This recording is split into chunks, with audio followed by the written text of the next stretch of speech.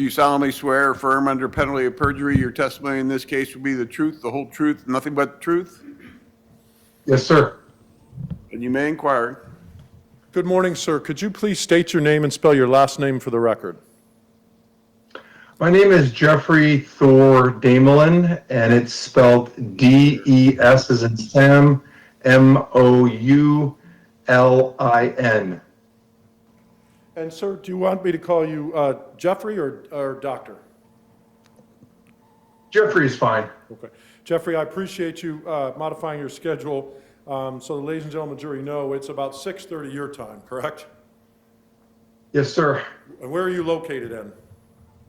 Vancouver, Canada. Okay. And sir, Geoffrey, could you please tell the ladies and gentlemen of the jury a little bit about yourself and Principal GT Scientific, the company that you work for? Sure. Let me just help you with that by sharing my screen. Can everybody hear that okay? Yes. Yes.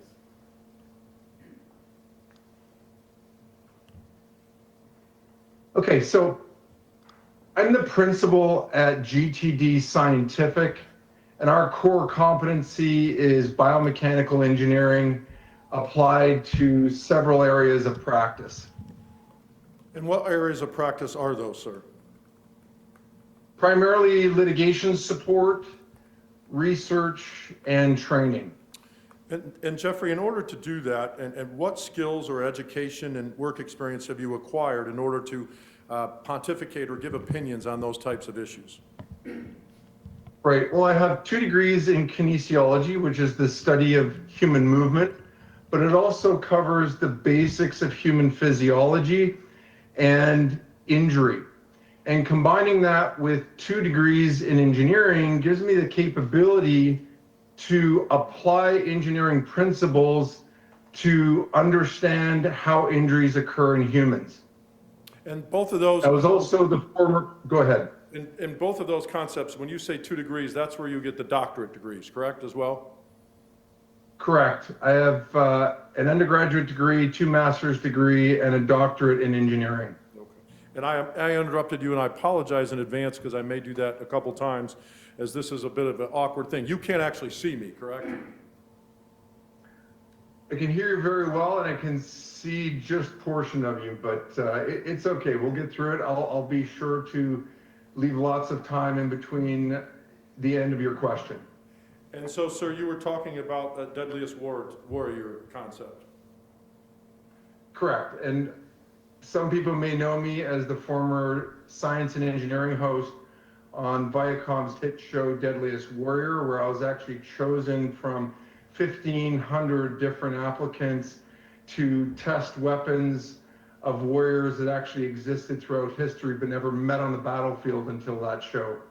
It's a lot of fun, but for entertainment purposes only. Thank you. Geoffrey, with regards to what's the background necessary for professional licensing for an engineer and a registered kinesiologist? Right, the education and background that I just went through garners me the background to become licensed as an engineer here in British Columbia, as well as become a registered kinesiologist with BCAK. And that regulates me to be responsible to the public with my work product. And can you explain, Geoffrey, why in your field it is important the combination of kinesiology and engineering, and how do those 2 fields come into study in your analysis? Right. Well, biomechanics is not a buzzword. It's actually a play on 2 different disciplines.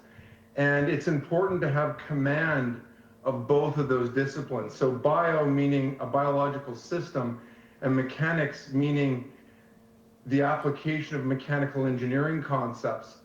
And having a strong root in both of those disciplines allows you to apply those engineering principles to the biological systems. And in this case, we apply it to both timing and injury analysis. Very good. And have you been able to and qualified to give an expert opinions, and if so, or excuse me, opinions with regards to these concepts, and if so, what courts and where?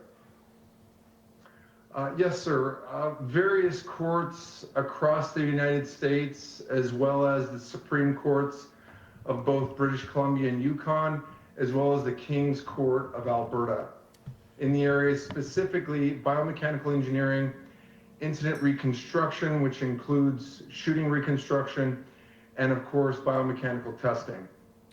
And I see that some of your education was both in Canada and in the United States. If you could elaborate on that.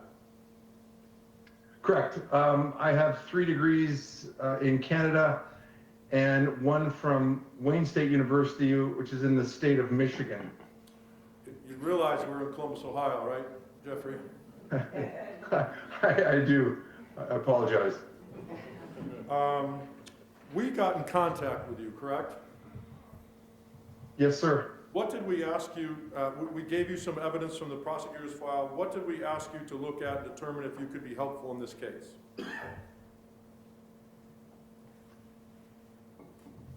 Yes, you did give me numerous discovery statements and body-worn camera.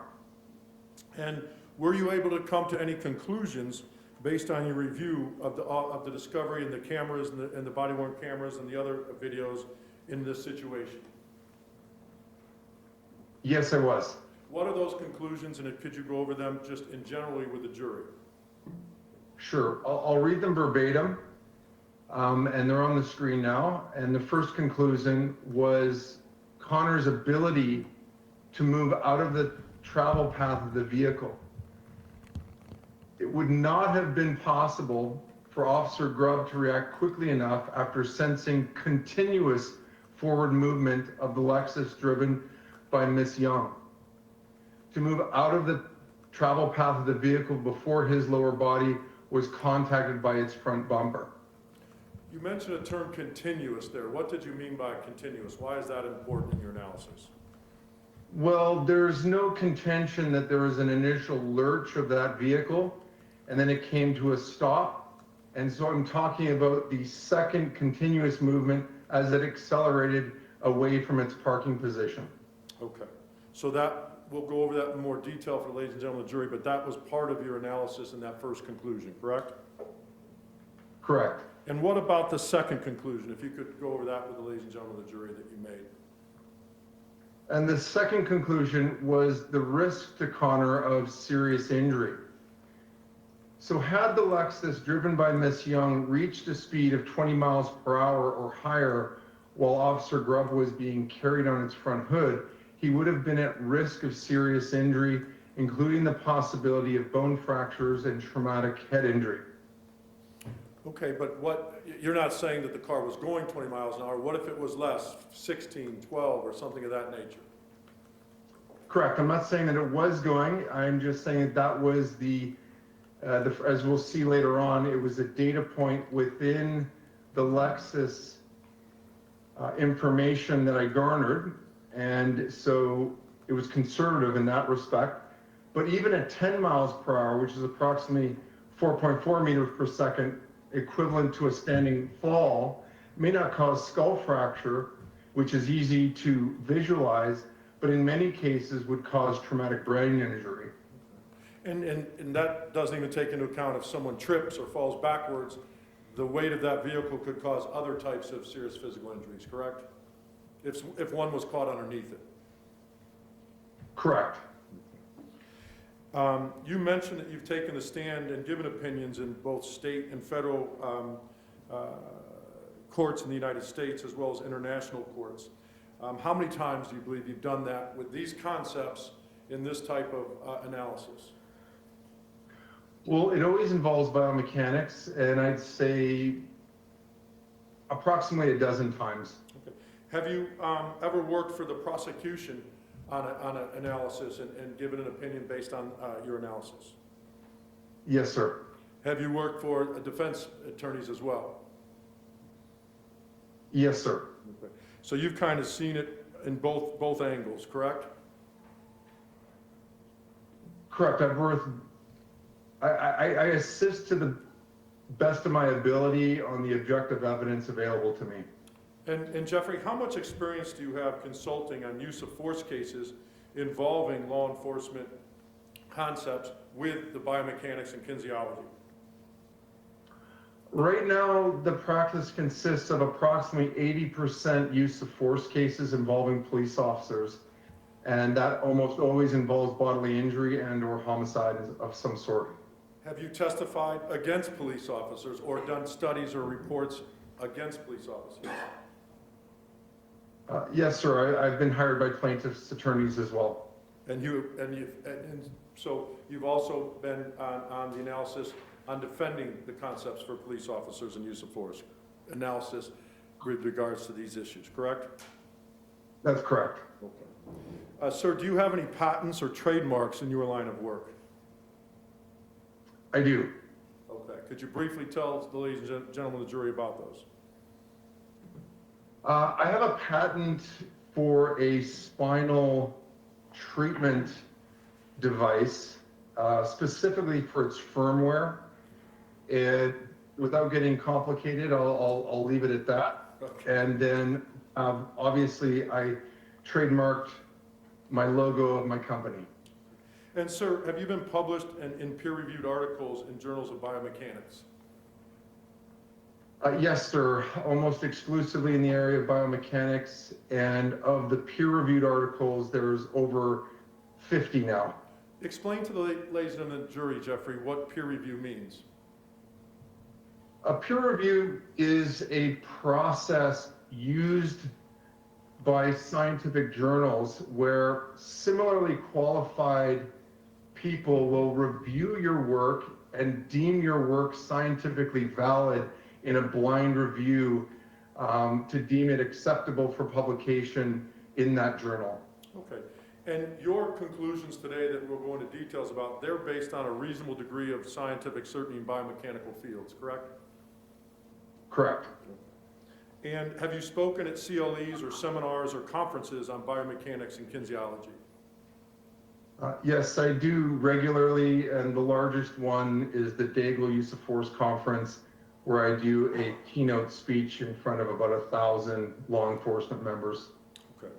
And how about in terms when you are analyzing a situation like this, do you ever have access or do you use research that might be appropriate in a case like this? And if so, could you tell the ladies and gentlemen of the jury about that?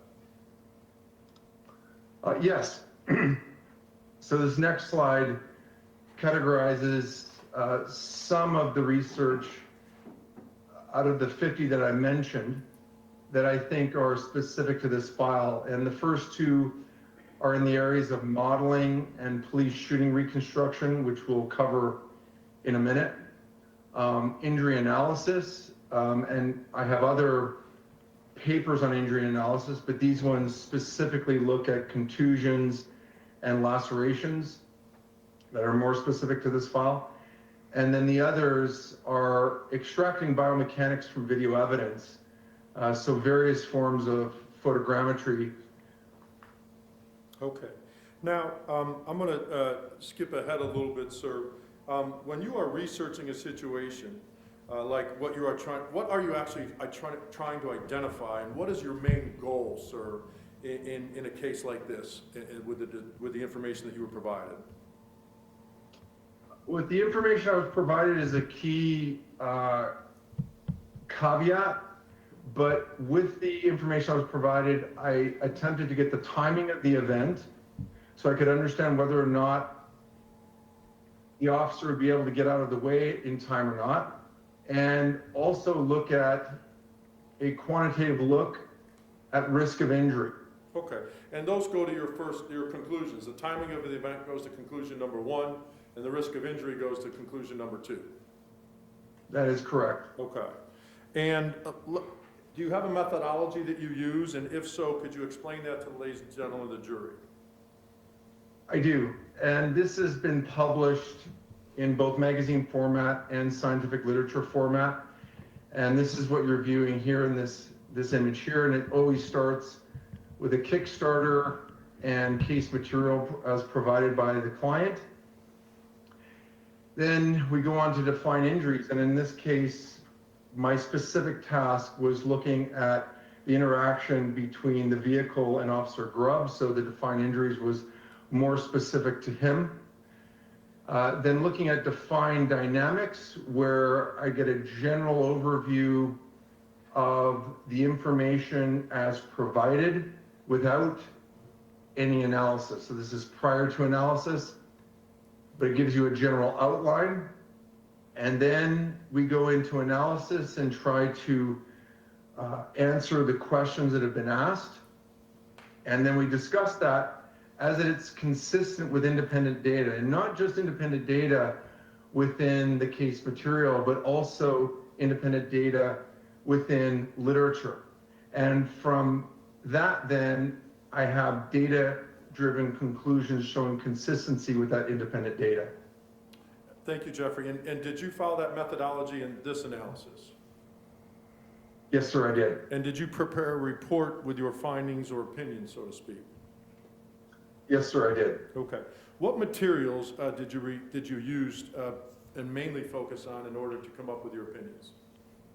Well, as you all know, there was a very large amount of material in this file, but I primarily focused on the 4 videos, a general overview of what had happened through the prosecutor's summary, and independent research with respect to injuries. Okay. And how did you analyze the videos? Could you explain that to the ladies and gentlemen of the jury? I synchronized them to get the timing of the events. Can you explain what synchronization is and how you did that, Geoffrey? Sure. So synchronization is looking at visual cues that are clear within 2 different cameras. So here I'm looking at this child pushing a cart that can be seen just bridging the shadow on the asphalt. So I'll zoom in on this camera and zoom in on that camera. And you can see that the feet are still in the sun and the cart has now moved into the shade, giving a good indication this is the same frame across both views. Okay, let me interrupt you for a second. So for the record, the view on the left of the screen is the view from the prescription parking lot, correct? From the pharmacy camera. And the view, the other view is the view from behind the situation facing the opposite direction, correct? That is correct. Okay. Okay, so you're taking 2 different views, finding one component in there and synchronizing that point. That's the concept that you're doing there? That is correct. Now, in general, okay, I'm sorry. You did synchronization as well with the body-worn cameras, correct? Correct. Could you explain that to the ladies and gentlemen of the jury? Sure. And so synchronization of the parking lot video to Officer Grubb's body-worn camera was also done through visual cues, and that was done through the Kroger employee, as you can see standing here, not only through the push phase of her gait cycle, as you can see pushing off with her right leg in both views, but also by counting the number of steps from her original standing position. So I'll just blow those up for you so you can see what I'm talking about. And then despite those visual cues, you can also use audio, and I'll show you what I mean in the next slide. If I can interrupt you, I apologize. So the record's clear. No worries. On the screen, the left video is Connor Grubb's body-worn camera, and the video on the right is from the view at the Kroger parking lot, right? Correct. And both have a view of the Kroger employee out there, and so you're synchronizing when those steps match so that you can have another point to compare body-worn camera to Kroger cameras. That is correct. Now, the body-worn camera looks clearer than the Kroger views. Explain that to ladies and gentlemen, why is that so? Correct. Well, the Kroger view was, first of all, running at a slower frame rate of 15 frames per second, but it's also of a lower resolution. So, whereas the body-worn camera is a higher resolution and running at additional frames per second. my understanding, the body worn camera is at 30 frames per second, so that's double than what the Kroger is. So are you saying that the body worn camera is catching more information or more detailed information than the Kroger at the slower rate? That's generally correct. I would say that the body worn camera has an average of 30 frames per second, as the Axon 3 is known to have a variable frame rate. All right, what did you do next, sir? So next, I put together a timeline based on all of this information. Could you explain that to the ladies and gentlemen of the jury?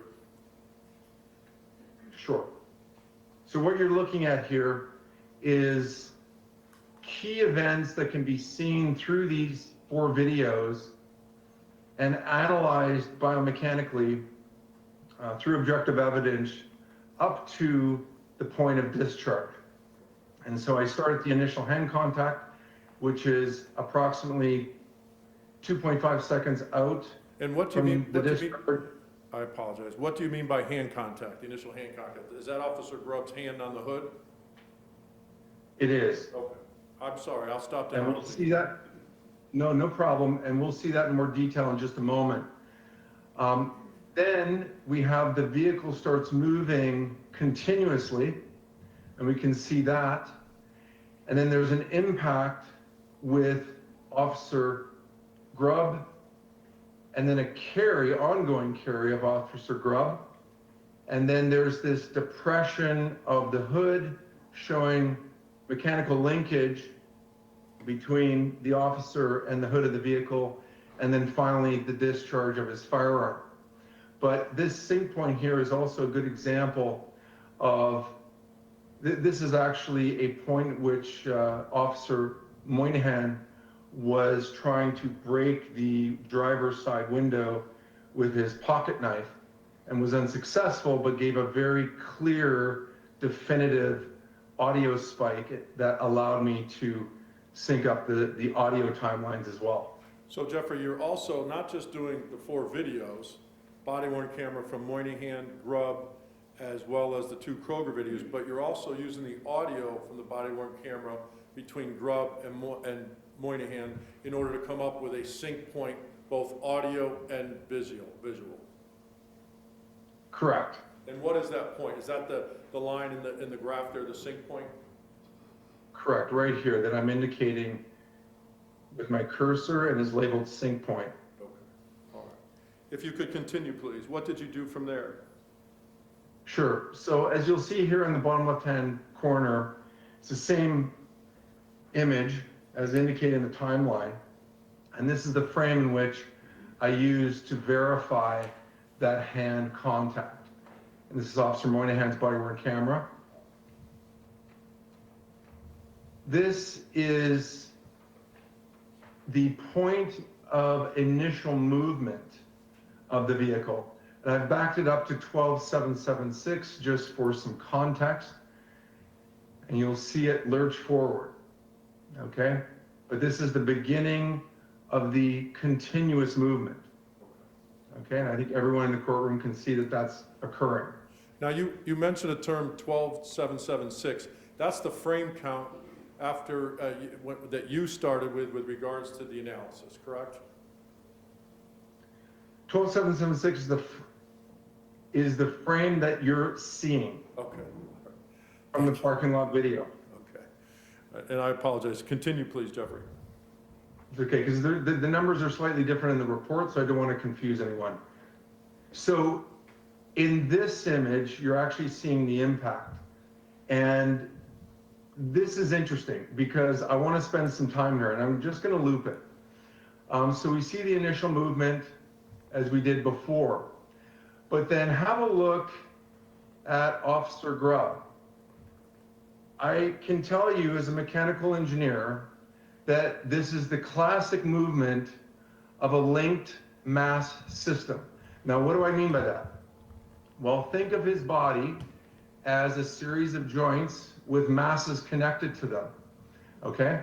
And according to Newton's first law, which is just very simply, an object at rest wants to stay at rest. It wants to stay in its position. So what's happening here? you can see that he's not bending forward at the waist. What's happening is he's contacting the front hood with his femurs. What follows is the pelvis. What follows is the lower torso. What follows is the upper torso, and finally his head, all wanting to stay in that initial standing position, okay? And we can see this in two other, I should say, one other view. Continue. We'll have a look at that later. Okay. Now, back at that last screen, it indicates, sir, now, so help me understand that, so you're saying that because the body's connected a certain way and there's weight bearing on certain ways, that's how the body responds, because the body doesn't want to be moved, right? The body wants to stay still. Correct. Newton's basic law. And there's no forward movement of the torso indicating him leaning forward. What's happening is the pelvis and the femurs are moving with the vehicle, and the rest of the body is being forced to move with it. There's no forward movement there. It's actually all moving backwards, but just one segment at a time. And you're basing that, what you believe you're seeing is on the biomechanics and the kinesiology together, correct? Correct. Now, there's a time that keeps coming up there, 0.47 seconds. What does that mean, Mr. Geoffrey? That's the time to contact, from initial movement to the time of contact. And to be clear, for the record, this is the initial movement of the second time that the car moves. Correct. Okay. The initial continuous movement to contact is 7 frames, which works out to be 0.47 seconds. Now, you indicated his torso stays where it is and mechanically wants to stay at rest. How do you interpret this, this concept, with his hand on the hood, and talk about weight bearing and load management? Right. So obviously his base of support is being moved. And so how does he need to deal with that? He needs to distribute that load somewhere else. And so what we see here, when I loop this video, you can see a very firm depression of the hood of that car, indicating a vertical load being placed down through his left arm, okay? But I would also suggest that there's load being taken up by the knees, the thighs, and the tippy toes. Why do you say that, sir? I don't think he'd be able to support all of his weight with his left arm in this position. It's not directly under his weight, but the rest of his body is under a lot of that front portion of the vehicle as it begins to move forward, as we saw in the last video. Sir, you mentioned earlier about the car carrying him. Can you go over your analysis with regards to that? Yes, sir. So here's the first view of it. And this is from the parking lot video. The rear portion of the vehicle starts to move forward. And we can see he's getting pushed. Inertia of that torso pushes him forward and towards the A-pillar on the driver's side. And the A-pillar is this pillar here, just happens to be on the driver's side. Okay? Yes, sir. Now, let's have a look at that from this view, where we're now looking at the front of the vehicle, and you can see Officer Grubb's left leg and right leg here. As I play this forward, you can see that there's some movement there, but those are clearly not steps, even though this is a low resolution video. And there's one more place that you can actually see this, and that's in Officer Moynihan's video. And I'll draw your attention to the corner left side of the viewing screen when I play this, and I'll loop it. You can just see his right foot there that seems to be gliding across the asphalt in time with the vehicle. indicating that most of his weight is being taken up by the left hand, his hips, his thighs, his knees, and yes, a portion of it with his tippy toes, and perhaps transferring from his tippy toes back and forth, but certainly not stepping. Sir, if you could go back to the fuzzy one, my technical term, of the view of the carry, I think it was, yes. Now, is in your profession, and so yes, thank you for showing that again. So on that carry, in your profession, are there tools that could have been used by the investigators to perform a more clear analysis there, Geoffrey? Yes, absolutely. And I would have loved the opportunity to do this, but things like taking a scan of this area of the parking lot, not just where the vehicle was found, could have been used to do things like camera matching, inverse photogrammetry to get a absolutely correct not only location of the body-worn cameras, but their orientation, which would give us a lot of information about the torso location and orientation of both officers within that scanned space. But you could also do what's called model-based image matching, which is details some of the publications that I showed you earlier, where it's a scientific method to place scaled models over a 2D view in order to place that model or that person in the 3D space. And once you have that, you can start to determine whether his legs, based on where his pelvis is, can his feet actually be on the asphalt. For example, maybe his tippy toes would be able to, but maybe his heels would not. Understood. And that's important if you're trying to determine load bearing. And I'm sorry, I walked on you. No, I walked on you. Geoffrey, so had a proper scan been done at that car area where the picture is, you would have had a little bit more precise, but so you've done the best that you could here, correct? 100%. This is a visual timing analysis. Now, based on your experience, did you prepare an animation that kind of substitutes for what you just talked about, or gives a better illustration of this? And if so, can you explain it to the jury how you came up with that? Correct. That's what you're seeing here, and I'll just loop this. Hold on, there's an objection. May we approach? Okay. You may.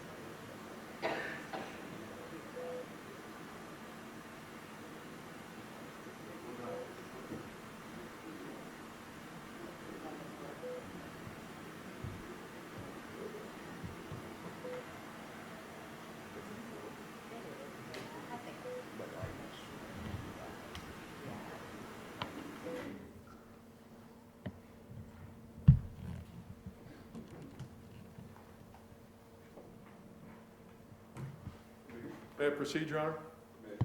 Geoffrey, once again, if you could just give the basics to the ladies and gentlemen of the jury, why you did this and what it illustrates and the calculations that went into it.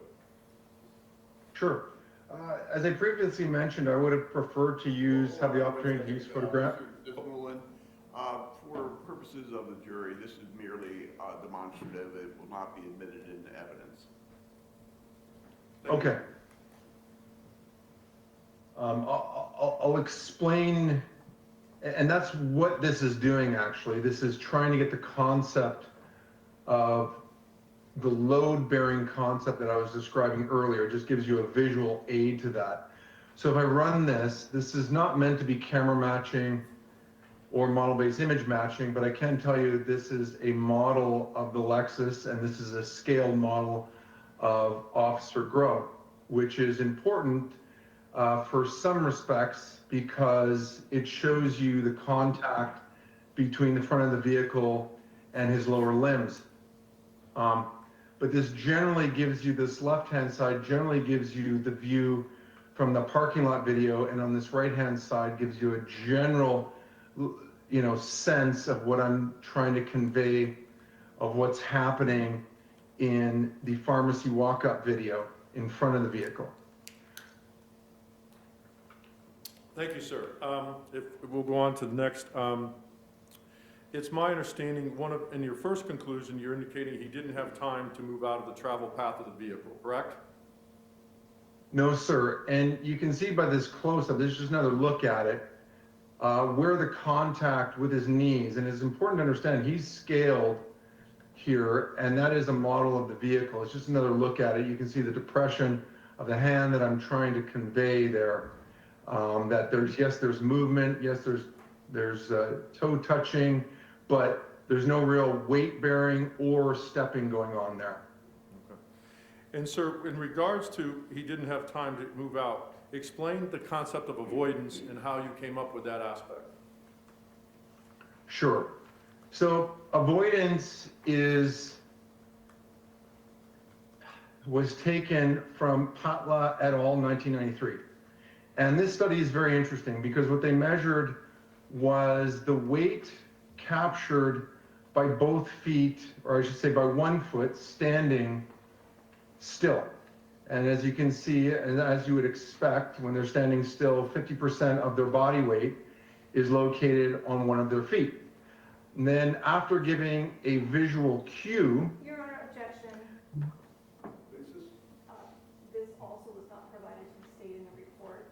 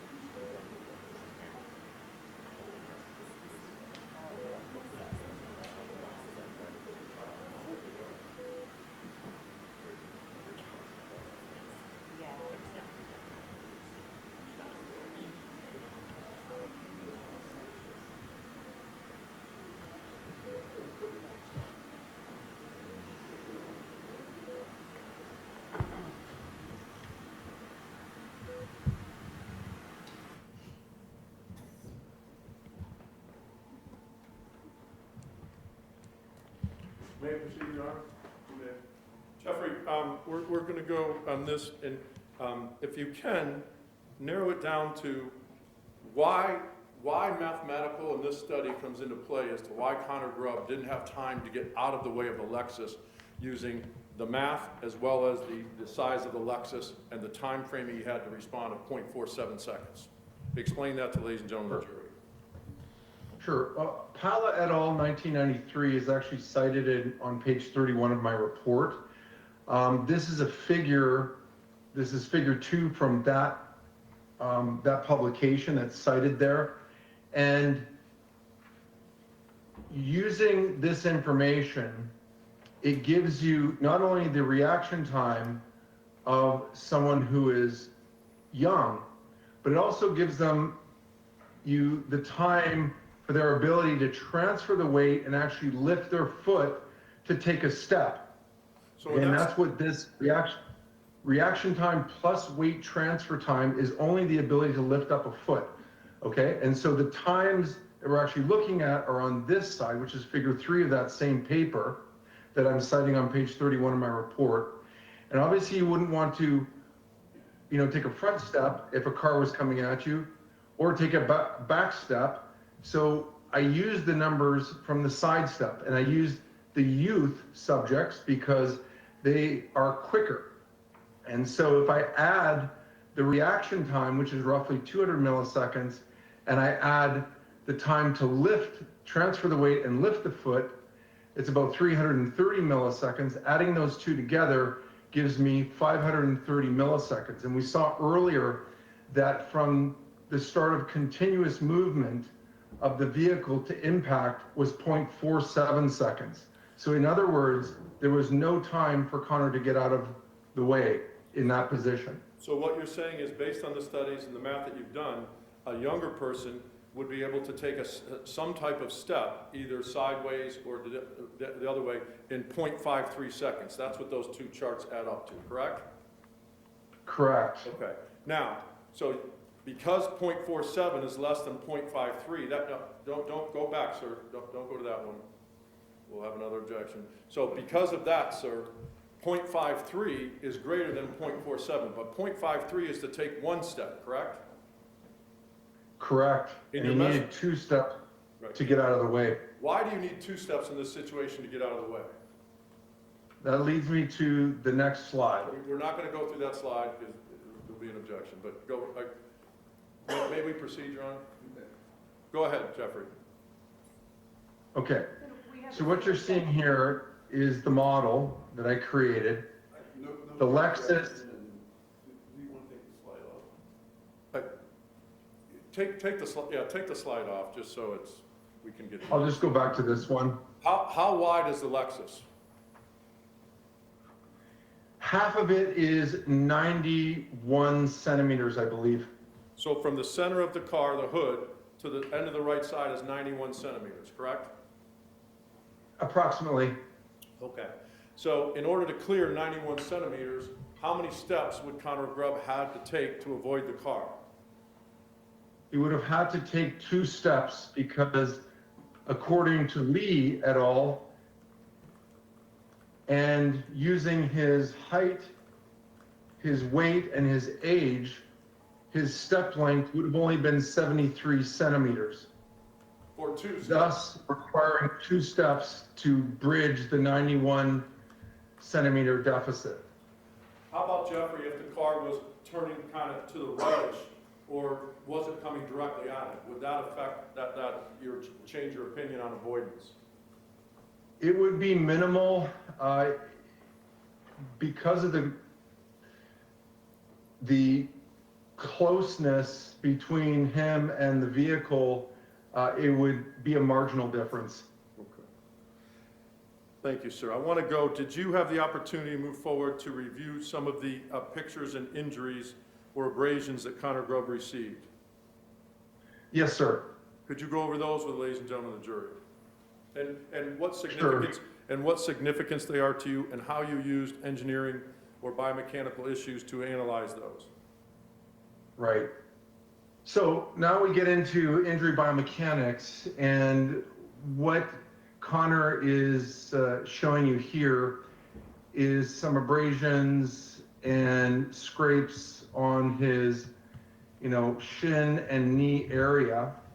And so what I'd like to show is that these are in fact consistent with the mechanics, okay, the engineering principles in order to cause these abrasions.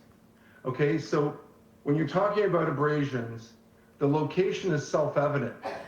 And we know that there was a contact between something and his leg at this point.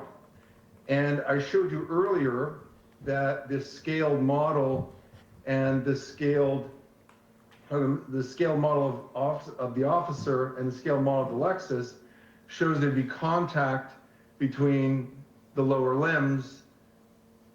And so that is consistent. The direction, we also know, and we saw in the video evidence, that there was tangential motion between Officer Grubb and the front of that vehicle as inertia pushed him towards the A-pillar on the driver's side and eventually off the hood. Now, in order to make this happen, you need a magnitude of that load that is sufficient to cause perpendicular force necessary to cause friction, right? It didn't just glide over without any perpendicular force. We know that there was contact there, and that is consistent with the low velocity impact at initial contact would have given that sufficient perpendicular force necessary to cause the friction that when he moved tangential to the hood of the vehicle and the bumper, it would cause the friction necessary that would be consistent with injuries like this. Okay. So in general, going back to recap conclusion number one, he did not have time because he only had 0.47 seconds till contact, and because of his size and the size of the car and the closeness of theirs, he was not able to take the necessary steps to get out of the way, correct? Correct. All right. Now, with regards to your second conclusion, you did a injury risk analysis, correct? I did. Please explain to the ladies and gentlemen jury how you reached that conclusion. Okay. With any moving mass, it has a momentum. And it's just very simply, if you think of a weight times its velocity, okay, times its speed, that is its momentum. Okay, and when that object is stopped, either landing on the ground, butting up against a curb, hitting a wall, hitting a parked car, okay, that momentum has to stop, right? And therefore, we need to apply a load to that moving mass in order to stop it. And so that's the calculation that I did. Only using 20 miles per hour as an example because it was the first data point from the data available for that vehicle, and then multiplying it by his overall weight over a time period of approximately 150 milliseconds, which is actually quite long for an impact, say against a rigid object, but that's the number we used.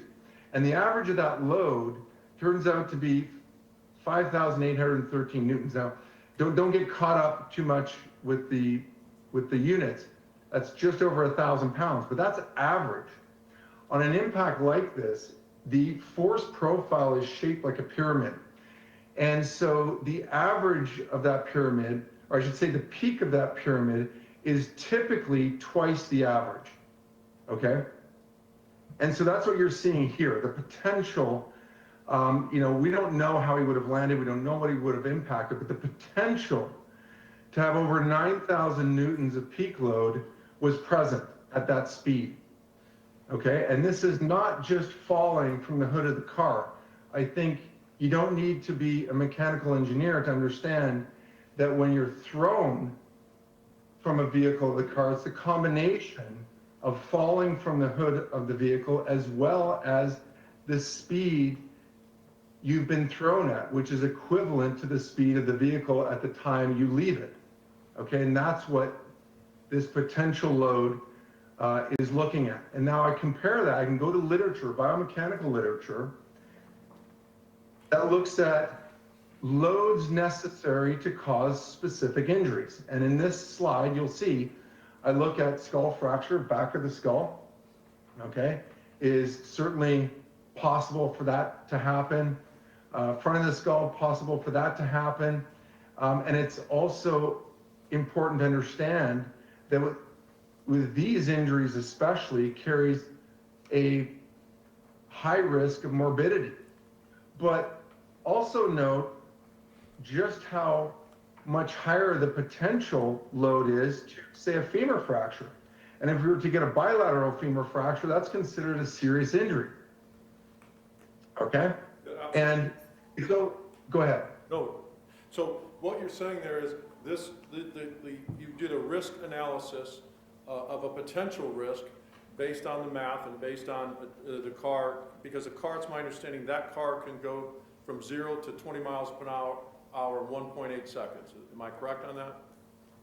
Correct. This is the data I pulled from, and the first data point was 0 to 20 miles per hour in 1.8 seconds, as you see here. But you're not saying that the car was going 20 miles per hour in that video or anything like that, but that's a data point that you use to illustrate the potential risks. Correct.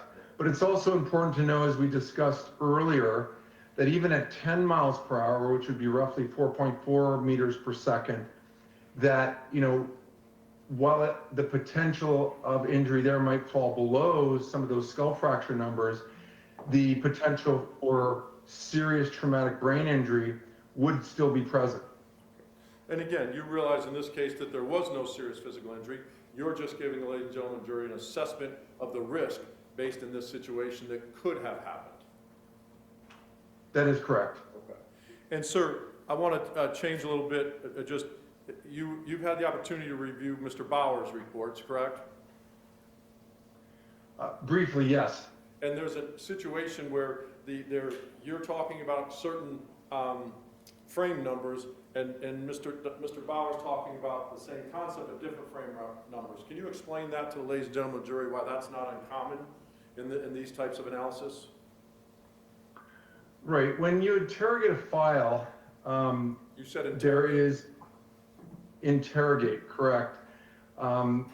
That's just the term of art for forensically valid software that can read various video files.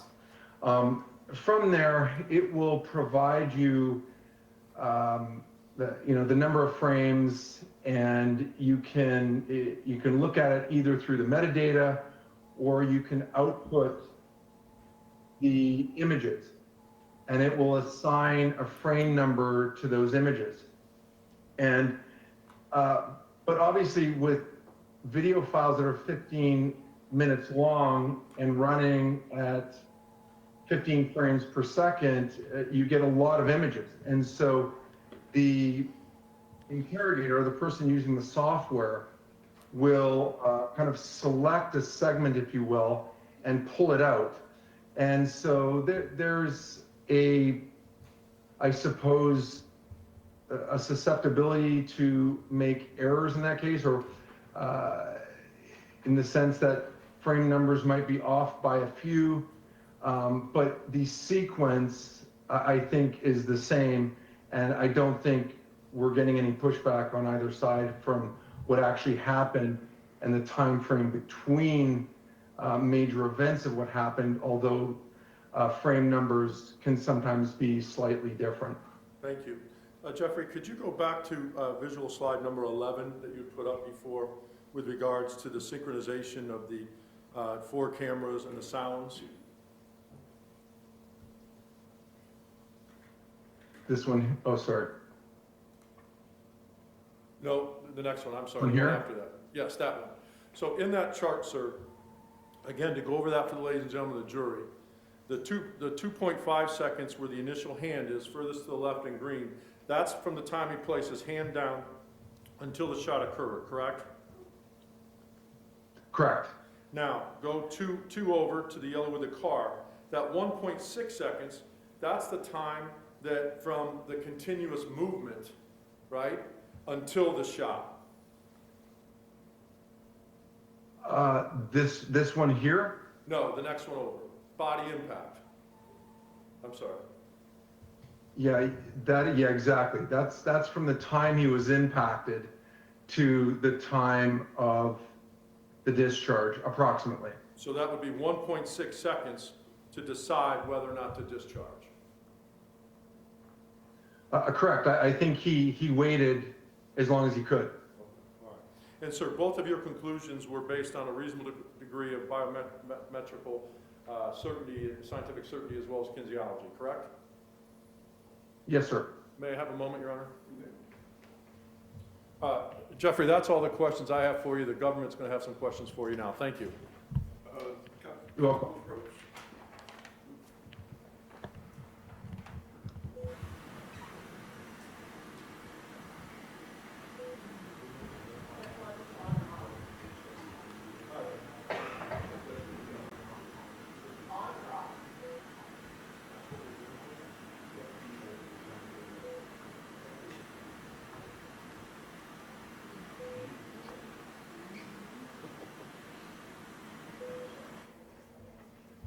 Mr. Desmoulin, can you remain on the line?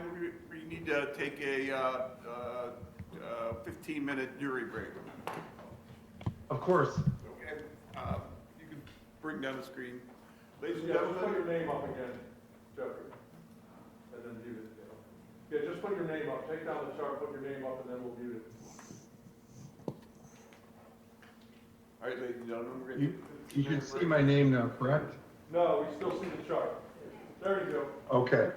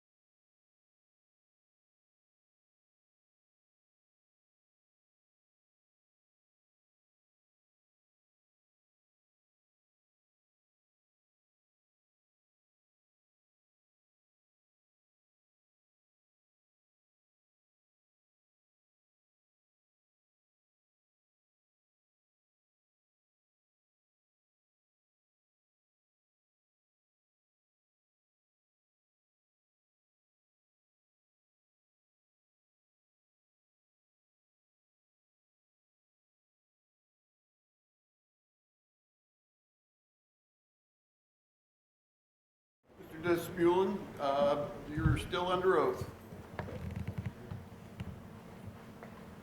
Or, Mr. Desmoulin, you're still under oath, okay? Understood, Your Honor. Any cross-examination on behalf of the state? Yes, Your Honor. Sir, my name is Erin Claypool, and I'm one of the prosecutors representing the state of Ohio. I have some questions for you. First, can you pronounce your last name for me? Desmoulin. Thank you. And you're in Canada right now, sir? Yes, ma'am. And you are from Canada. Have you always lived in Canada? No, ma'am. I lived in various places throughout the United States. California while I was filming on the show, and then in Michigan, sorry to say that word again, but in Michigan while I was going to school there. With respect to your October 8th, 2025 report, can you tell me where in that report is the word avoidance actually show up?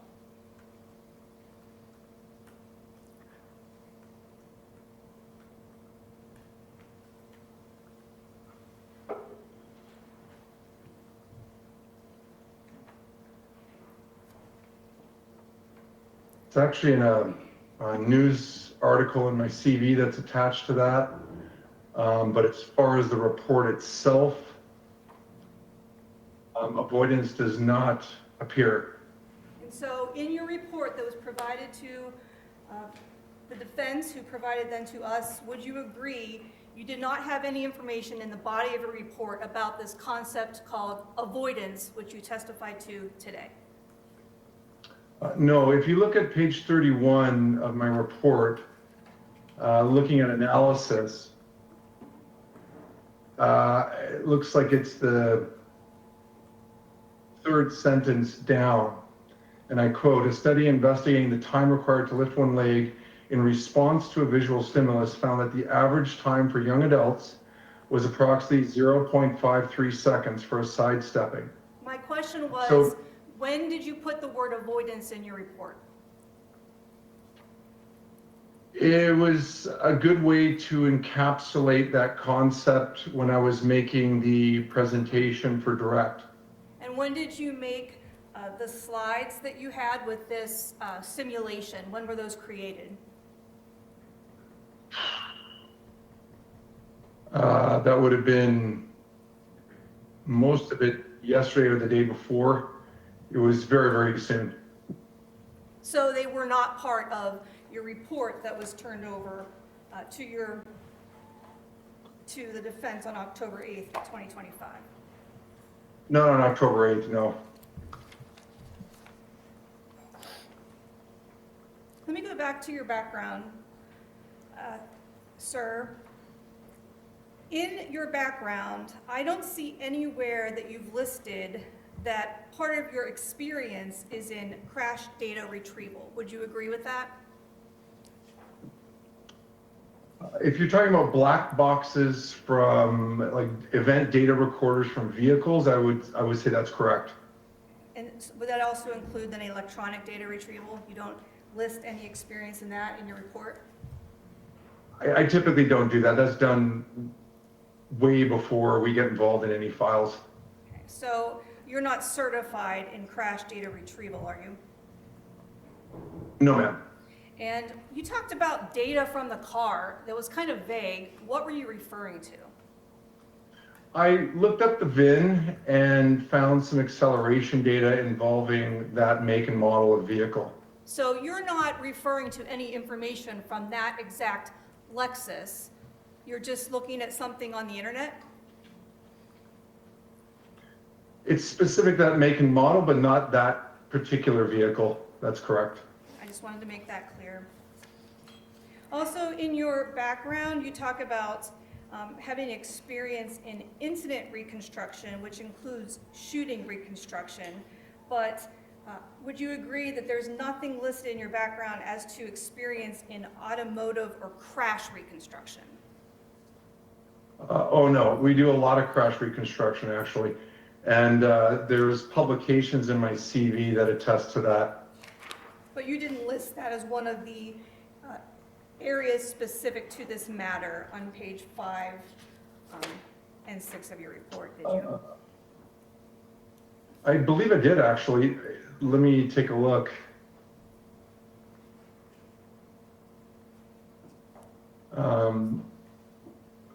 First of all, I should point out it is listed in my CV. Second of all, on page 5 and 6, there it is. 1, 2, 3, 4.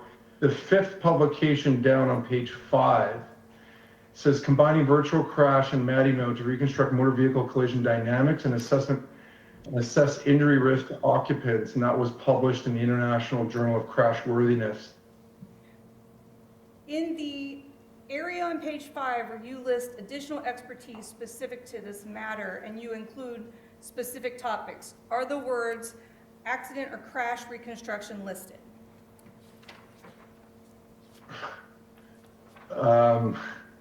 Well, reconstruct motor vehicle collision dynamics is exactly what you're speaking of, ma'am, although it's different words.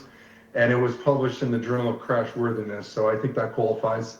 So you're saying it just shows up in an article that you listed, but not in your specific That's bulletin? a scientific journal, ma'am.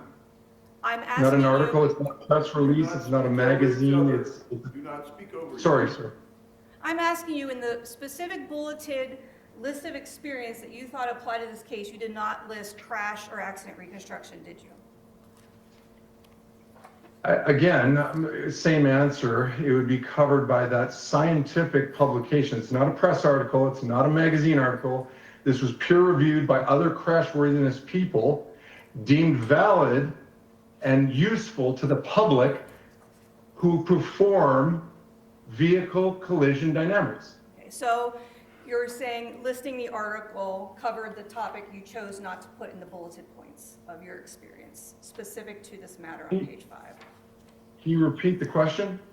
Are you saying that your answer is you listed it in an article, but would you agree you did not list it specifically in the bulleted points on page 5? As additional expertise specific to this matter include. It's not listed in that bulleted list, is it? Okay, I see what you're saying. It is listed in that scientific article, but not listed in the above bullet points, but is listed in my CV, which is attached to the report.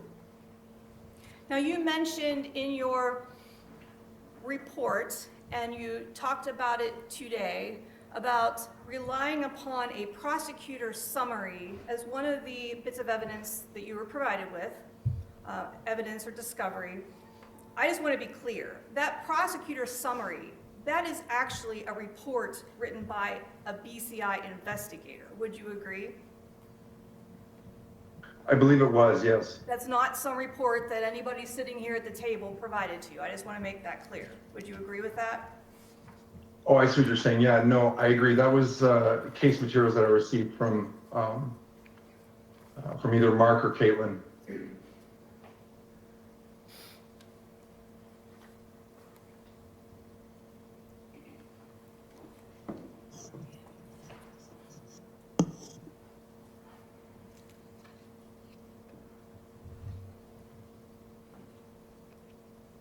Am I going to be able to share my screen?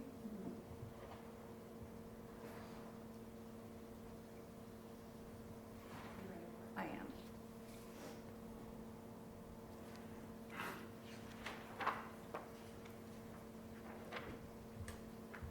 Doctor, can you see the slide on the screen with the 4 pictures? I can.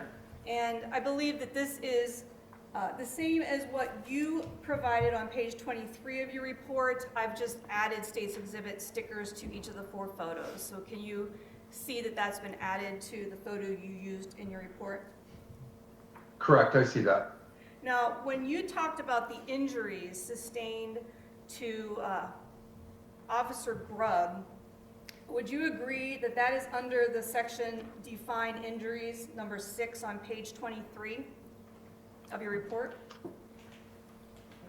It just goes through the defined injuries is just a look at what injuries might become important in the analysis section. But yes, that's where that image is located.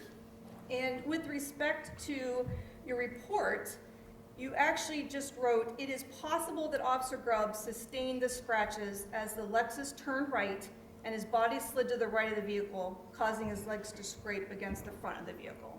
Were those your words, that it is possible?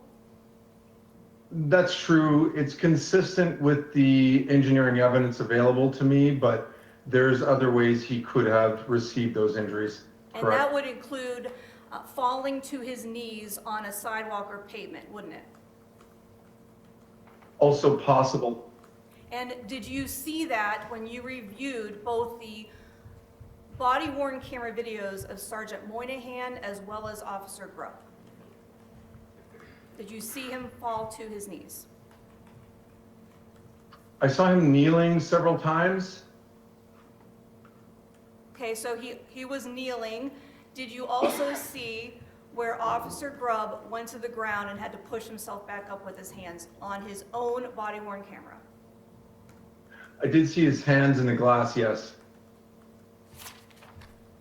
But you didn't include the other possibility of him going down to the ground in your report, did you? No, I did not. But you're saying that that is a possible way the injuries to his legs were applied. It's possible.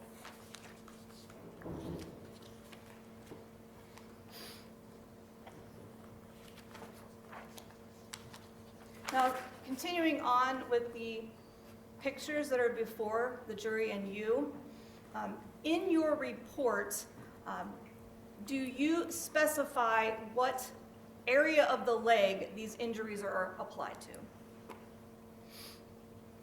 They're in the knee and shin area. And so do we see that in your D, State's Exhibit 55? Do we see this? My cursor's not showing up on the screen, but would you agree in your D, State's Exhibit 55, there are injuries to the knee of Connor Grubb displayed in that photograph? Yes, I would agree with that. Over the kneecap and over the tibia And on the shin. from the review of the body-worn camera of both Sergeant Moynihan and Officer Connor Grubb, would you agree that Officer Grubb broke out the driver's window that was glass? Yes, I believe he did. And would you agree then there was glass on the pavement as a result of that action? Yes.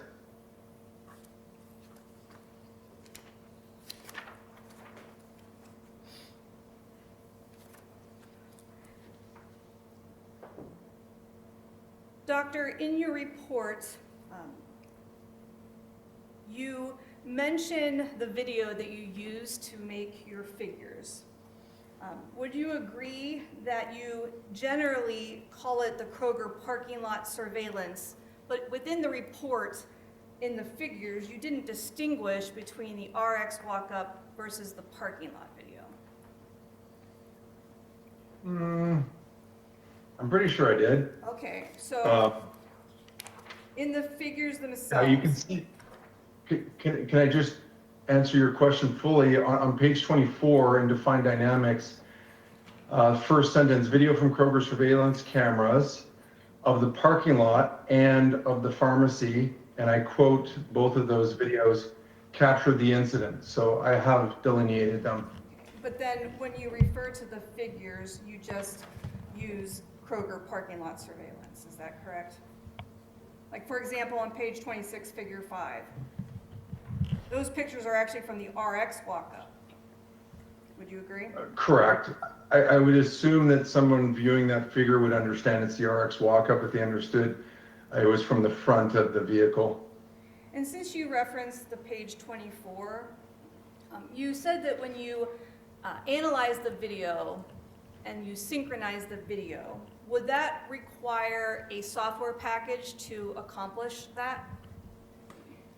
It doesn't always, but it's prudent to use forensically valid interrogation software like Input Ace or Axon Investigate. And you used Input Ace in this case, is that correct?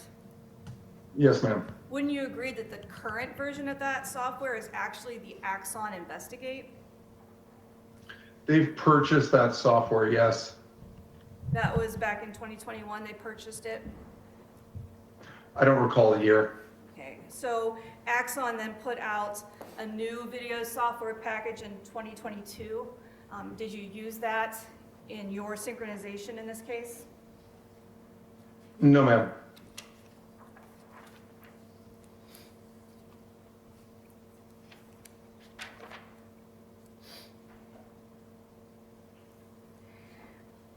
Doctor, on page 25 of your report, you state that Officer Grubb appears to be lifted onto the front hood of the Lexus soon after it begins to move.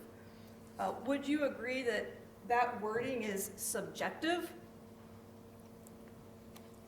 No, because there's a physical depression of the hood, and that means load is going through his hand in a vertical direction, which would tend to lift him mechanically. So I say seen because it would have been nice to do some other measurements here, but I didn't have that ability. But through kinesiology and engineering terms, there's a vertical load there that would act to lift him. So that's what I'm speaking to. That's what I'm referring to. So when you are It's just, saying it's not that, quantitative. when you were saying that it appears Officer Grubb was lifted onto the front hood of the Lexus, you're basing that on the body-worn camera and Officer Grubb's left hand on the hood? In that particular sentence, yes, but then obviously I put together the full picture with the other views of what happened, and then of course the animation to kind of communicate the concept. And that would be the animation you created last night? I didn't create that last night. That was a few days ago, but maybe even last week. But yeah, it was relatively recent. And do you understand that that was not turned over to the state of Ohio? Your Honor, again. I didn't know that. Objection to the question. Overruled. If you can answer. I wasn't aware of what or when things get turned over. I think you would agree with me, in your report, you do state more than once that the Lexus was turning to the right. Would you agree with that? Correct. And I think Yeah, at nobody's one point, disputing that. at one point you even said sharply to the right. Would you agree to that? I would. That's not in dispute. Now, you did not mention in your report the time when on the videos, Officer Grubb is seen walking in front of the Lexus, did you? No, ma'am. And your starting point then is what? The hand, as we saw in figure 3 of my report, it starts with the initial hand contact. Those are the major events that I wanted to capture to the point of discharge. You don't include as a major event then, Officer Grubb walking in the front of the car? No, I don't, because I'm not a police procedures expert. I wouldn't know how to interpret that. It's just a walk to me. Well, is Officer Grubb walking and then standing in front of the car an event captured by multiple videos that you reviewed? Yes, that's not in dispute. And you did not include that in your timing of your report, did you? No, ma'am. And then in your report, you talk about this continuous movement. I think the defense attorney today was trying to clarify that. Would you agree that in the videos, the Lexus moves, stops, and then moves again? Yes, and we did speak on that in direct, I believe. Okay. Do you touch on that in your report? The stop? I don't recall. I think where I'm referring to it is where I'm constantly saying continuous forward movement. So I'm clearly talking about the movement that is that ends up hitting him and carrying him, not the initial lurch forward prior to the hand on the hood. So again, your starting point is not the beginning of the first movement. You start it after that. Yes, And that would give you a shorter time frame then, wouldn't it? I suppose, how far back would you like to go? I mean, it would, depending on where you choose to start the analysis, yes. Let's talk about speed. I think you already conceded this in direct examination. There's no evidence to support that the Lexus reached a speed of 20 miles per hour. Is that correct? No, ma'am.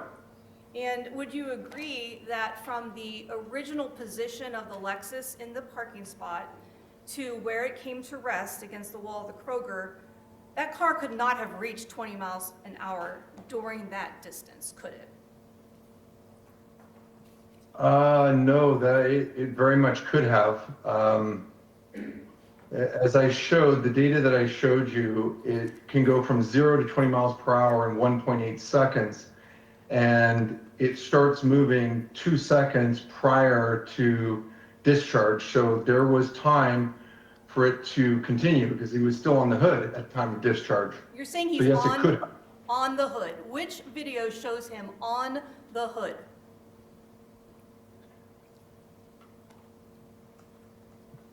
Is his I torso would on the say a hood? combination of all the ones that I showed you during direct that say carry. Is his torso on the hood of the car in any video that you examine? It's being supported by his left hand, which is on the hood. So when you say Officer Grubb is on the hood, you mean his left hand. Is that correct? His left hand, which is applying a load that's supporting his upper body, as well as other parts of his body like his pelvis and thighs and knees and tippy toes, as I mentioned. Now, an Officer or Sergeant Moynihan's body-worn camera, would you agree, there's no point where you see both of Officer Grubb's feet off the ground?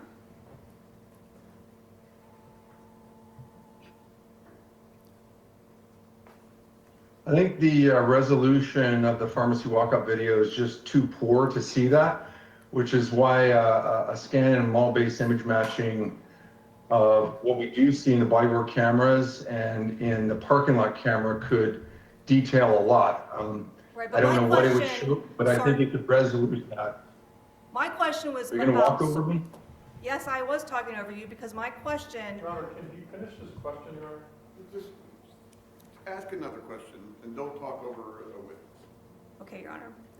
Doctor, my question was, on Sergeant Moynihan's body-worn camera, can you ever see both of Officer Grubb's feet off the ground?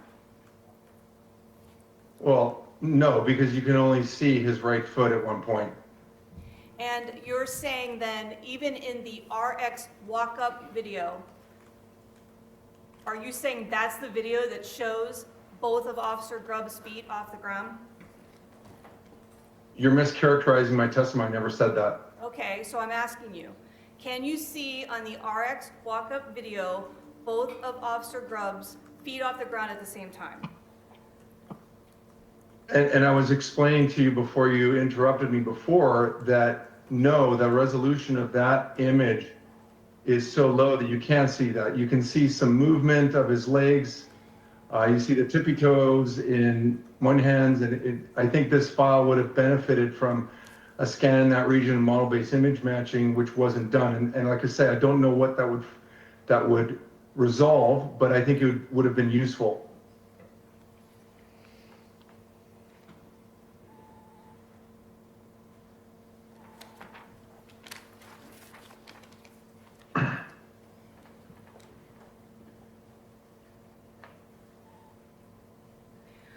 Would you agree in your report you don't have any topics listed as perceptual anticipation.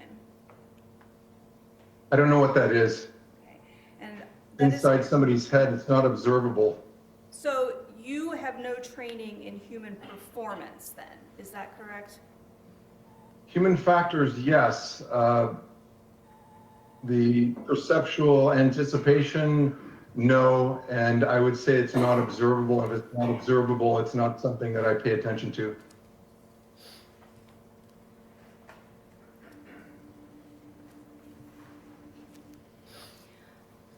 Doctor, when you reviewed the body-worn camera of Officer Grubb,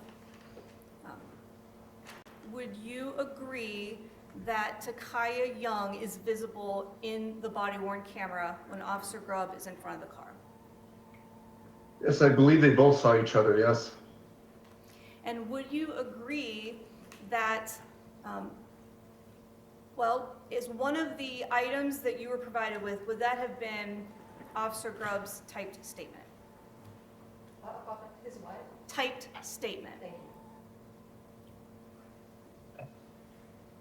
There was an enormous amount of materials. I don't recall exactly, but I do recall a statement that either summarized by him or typed by him, stating that he was lifted off of his feet and could see, I believe he said he could see her, So if that's what you're getting at. well, I also want to know, did in that typed statement, I'm not sure if you remember reviewing it, didn't Officer Grubb say he was essentially aiming for center mass? I believe I recall reading that, yes. And in your review of the Officer Grubb body-worn video, would you agree that in order to aim for center mass, the hands of Takaya Young would have been visible to Officer Grubb? Objection, Your Honor. If he knows, overruled.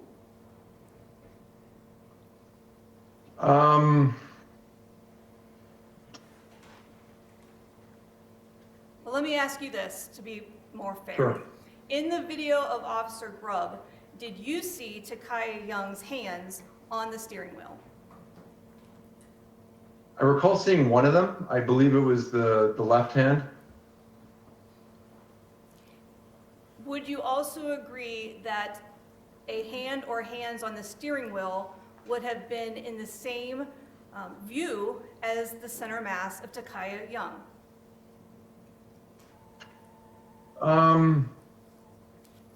Now you're getting into shooter perception, and I believe Connor said that he doesn't remember using his sights, which is quite common for a shot that close. So I couldn't say. I think there's a lot going on. There's a gun in the way. There's a moving vehicle. There's moving hands. Whether or not he saw them or not, I don't know. Okay, but the placement of Takaya Young, her body, and her hands, that is captured on Officer Grubb's body-worn camera. Would you agree with that? I recall seeing one of the hands, yes. And is it your testimony that Connor Grubb wasn't actually taking steps to match the car's speed and direction? No, I don't believe that to be true.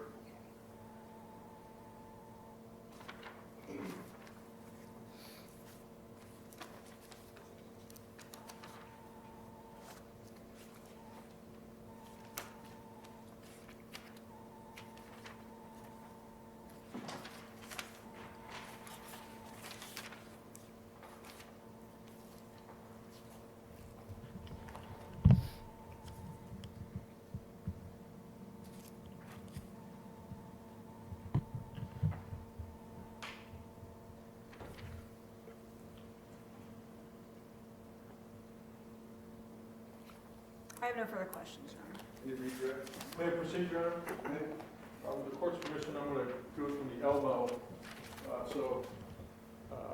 Geoffrey, your doctor can see. You can see me, correct? I can. Okay. Let's start where the prosecutor left off. When you watched the video with body-worn camera of Connor Grubb, how many times did you watch that, doctor? At least a dozen. How many times did you slow it down frame by frame? Actually, not too many. I extracted the frames and looked at the frames frame by frame. Okay, so you looked at it frame by frame over time, over dozens of situations, correct?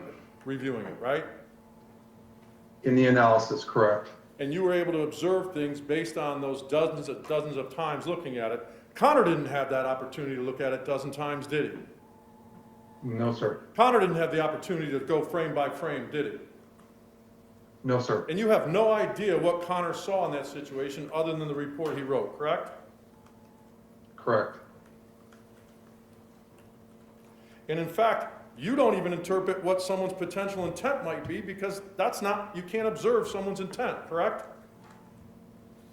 I would agree. You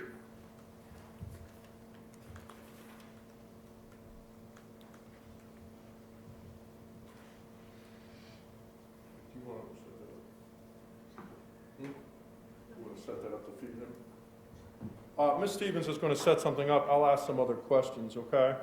While she's doing that. Okay.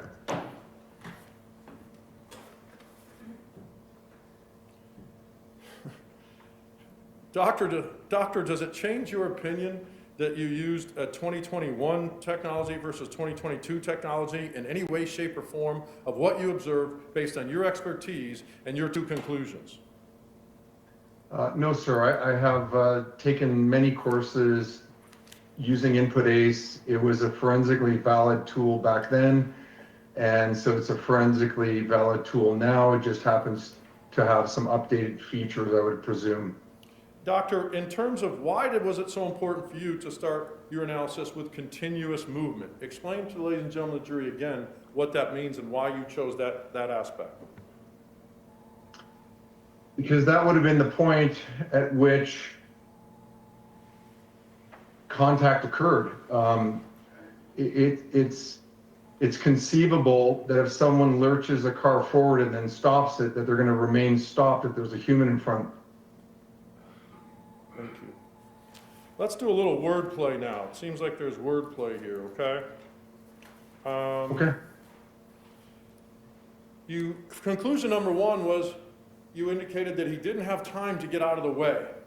Does get out of the way also mean sidestepping? Yes, sir. Does get out of the way mean avoidance? Yes, sir. Does anything in your report or your scientific conclusions have any bearing on the term avoidance versus getting out of the way and things like that, correct? Correct. In your world, is a crash reconstructionist the same as a vehicle reconstructionist and the dynamics of it? Yes, sir. Do they mean the same thing? Yes, sir. How dare you not use the words that the prosecutor used? Are you aware of that, sir? Are you required to use the words the prosecutor uses? I'm not. You're the expert in this field, not us, correct? I'd like to think so, with 15 years of experience in education. The prosecutor indicated you didn't put all the unlimited possibilities with regards to those injuries on the shins, right? Right.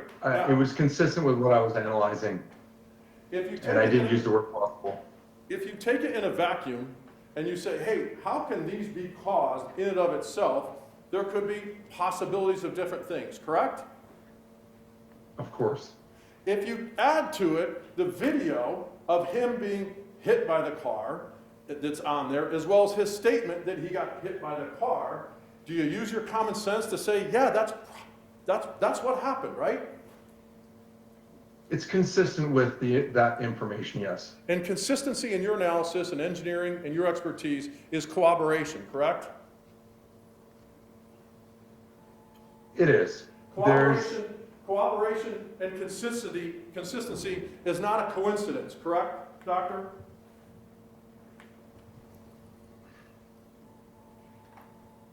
If there's three requirements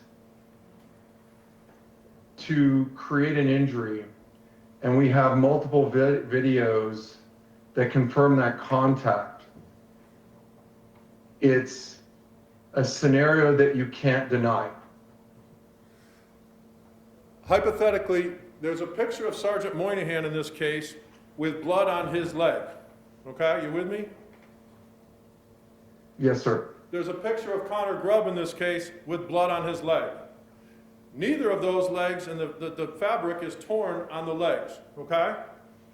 Are you with me? I believe that to be Titus blood, yeah.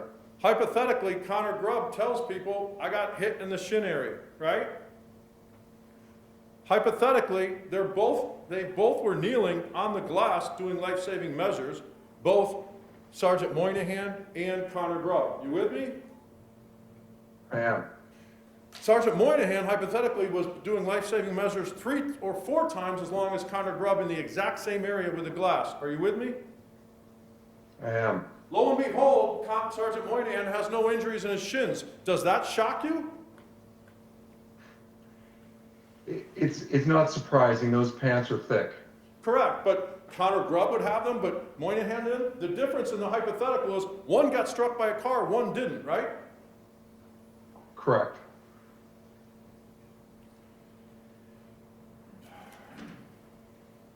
Yeah, the first and the second, yeah. That one and that one. I'm sorry. I can't.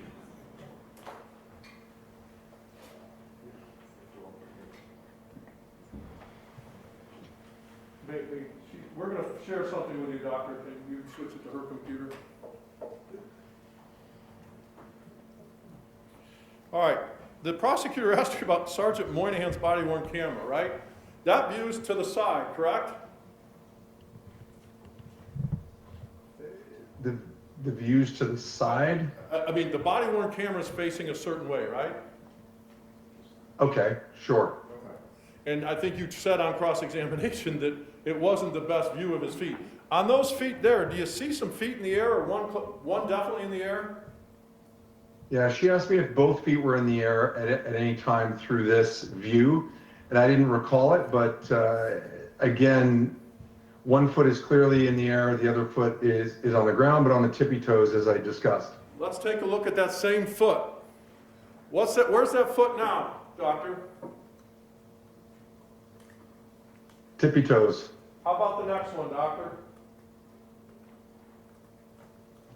Off the That ground, appears right? off the ground. Wow. Off the ground. So at some point, 2 feet were off the ground, correct? At some point, I just didn't observe them at the same time. Understood.